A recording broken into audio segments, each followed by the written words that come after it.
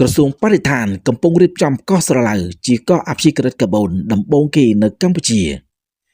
ជាការអបអរសាទរមួយក្រសួងបរិស្ថានបាននឹងកំពុងរៀបចំគម្រោងដើម្បីប្រែក្លាយតំបន់កោះស្រឡៅនៅក្នុងខេត្តកោះកុងឲ្យទៅជាកោះអព្យាក្រឹតកាបូនគំរូមួយដំបូងគេនៅកម្ពុជាក្នុងទិសដៅលើកកម្ពស់ជីវភាពសហគមន៍អភិរក្សធនធានធម្មជាតិនិងបង្កើនភាពធន់នឹងការប្រែប្រួលអាកាសធាតុរដ្ឋមន្ត្រីក្រសួងបរិស្ថានលោកអៀងសុផាឡែតបានលើកឡើងការពីពេលថ្មីនេះថាដើម្បីឲ្យសហគមន៍កោះស្រឡៅធានាបាននូវទេសភាពស្រស់ត្រកាលបរិស្ថានស្អាតនិងបៃតងឈានឆ្ពោះទៅជាកោះអព្យាក្រឹតកាបូននោះក្រសួងបានរៀបចំផែនការជាជំហានយ៉ាងម៉ត់ចត់និងជាក់លាក់ជាច្រើនលោកបានបញ្ជាក់ថាក្រសួងបរិស្ថានរៀបចំគម្រោងអភិវឌ្ឍកោះស្រឡៅទៅជាកោះអព្យាក្រឹតកាបូនគំរូមួយនៅកម្ពុជានៅពេលខាងមុខតាមរយៈការគាំទ្រឲ្យមានកិច្ចសហប្រតិបត្តិការជាមួយនឹងដៃគូពាក់ព័ន្ធដើម្បីបង្កើតជម្រើសជីវភាពនិងមុខរបរលោកបានបន្តថាសកម្មភាពទាំងនេះចូលរួមចំណែកដល់ការអភិវឌ្ឍបង្កើនភាពធន់ការប្រែប្រួលអាកាសធាតុការគ្រប់គ្រងអនាម័យបរិស្ថានឲ្យមានភាពស្អាតទាំងនៅលើដីលើមេឃនៅក្នុងទឹកលោកបានបន្ថែមទៀតថាក៏មានការរៀបចំគោលដៅលំហែបៃតងដែលដើរតួនាទីយ៉ាងសំខាន់ក្នុងការកាត់បន្ថយការដាក់សម្ពាធលើធនធានធម្មជាតិនិងលើកកម្ពស់ការងារអភិរក្សធនធានធម្មជាតិផងដែរសហគមន៍កោះស្រឡៅស្ថិតនៅក្នុងភូមិកោះស្រឡៅឃុំកោះកាពីស្រុកកោះកុង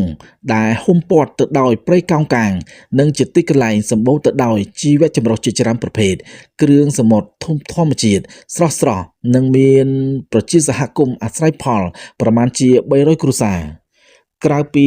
ព្រៃកោងកាងដ៏ទាក់ទាញភ្ញៀវទេសចរក៏អាចជិះទូកកម្សាន្តមើលផ្សោតផងដែរ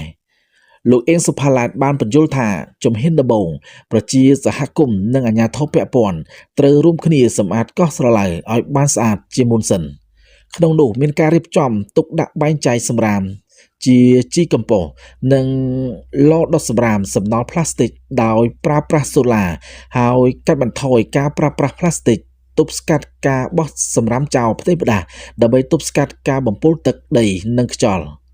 ជំហានបន្ទាប់គឺជាការរៀបចំហេដ្ឋារចនាសម្ព័ន្ធផ្សេងដែលបម្រើដល់តម្រូវការចាំបាច់របស់ប្រជាសហគមន៍ដោយប្រើប្រាស់ថាមពលស្អាតក្រៅពីនេះក៏មានការជំរុញនិងលើកកម្ពស់ជីវភាពសហគមន៍តាមរយៈការចិញ្ចឹមពូជក្តាមធម្មជាតិនិងការការពារដើមស្ដារឡើងវិញនៃព្រៃកោងកាងនិងដើមក្រវ៉ាន់ជាដើមលើពីនេះទៅទៀតការបង្កើតគោលដៅលំហបៃតងឬអេកូទេសចរធម្មជាតិមានលក្ខខណ្ឌស្តង់ដារទាក់ទាញភ្ញៀវទេសចរជាតិនិងអន្តរជាតិក៏មានការចូលរួមបញ្ចូលផងដែរលោករដ្ឋមន្ត្រីបានបន្តថាការអភិវឌ្ឍជីវភាពប្រជាពលរដ្ឋនៅតាមមូលដ្ឋានបែបនេះគឺជាអាទិភាពខ្ពស់របស់រដ្ឋាភិបាលកម្ពុជាដែលចង់ឃើញជីវភាពសហគមន៍យើងរីកចម្រើននិងជារីភាព